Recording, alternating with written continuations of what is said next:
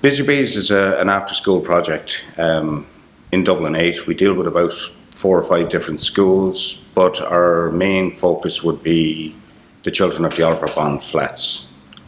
The Bridgewood Street and Oliver Bond area would be an area that's kind of marked as socially deprived, and an awful lot of the people seem to be stuck in a cycle of what I would call social stratification. Employment opportunities are not great in the area. People are not given any encouragement to get involved in either employment or community events or community programs. Being a community organisation, we would actually rely on community employment for our staff to keep this place actually functioning on a daily basis.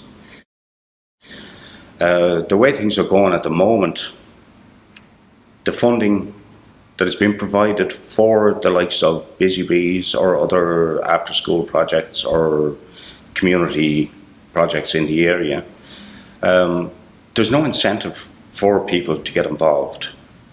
By the time they come along and they sign up for the project, complete their Garda vetting, their suitability, get involved in their training or whatever, they get an extra €20 per week, which would barely cover their transport costs, either to work or to the training which is done outside of work hours.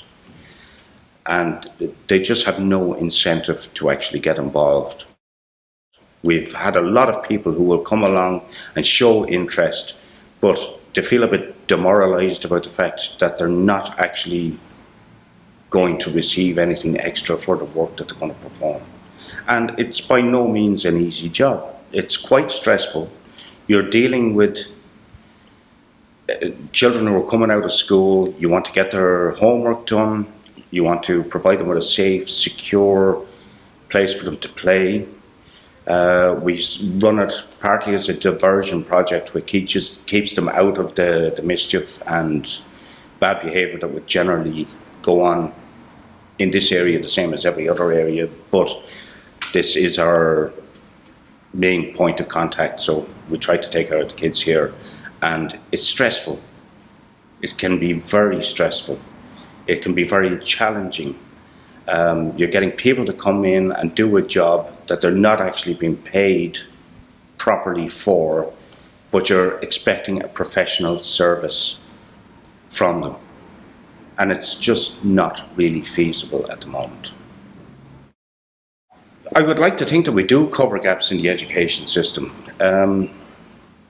I found that it's very hard for kids to sit in school for 6 hours a day and then come out and they're full of excess energy. They want to burn it off. You're trying to get them to sit down. Their parents have tried to get them to sit down and do their homework at home, and it takes hours upon hours, which wears the kids out, wears the parents out, causes problems at home. And at least when they come in here to us, we can sit them down in a structured environment.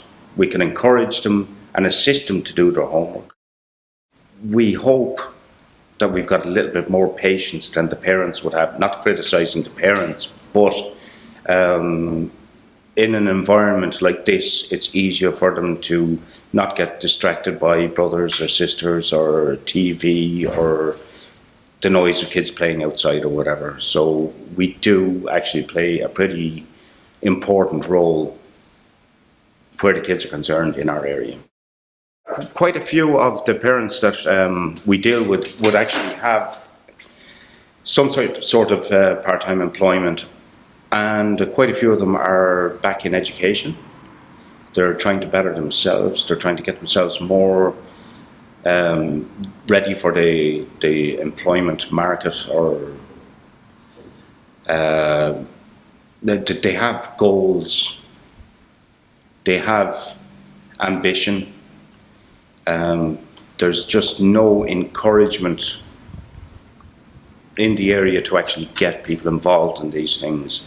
So some of the parents would actually like to get some sort of a basic qualification, which is going to be necessary to get into any sort of childcare work as of 2017. So they have shown some interest in wanting to come and work in a place like this or one of the other services in the area, but they have to have some sort of qualification to do that.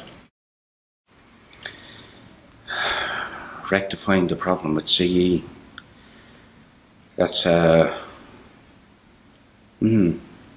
would be a very difficult one. You'd have to encourage people first to engage in real part-time work, which this has to be viewed as.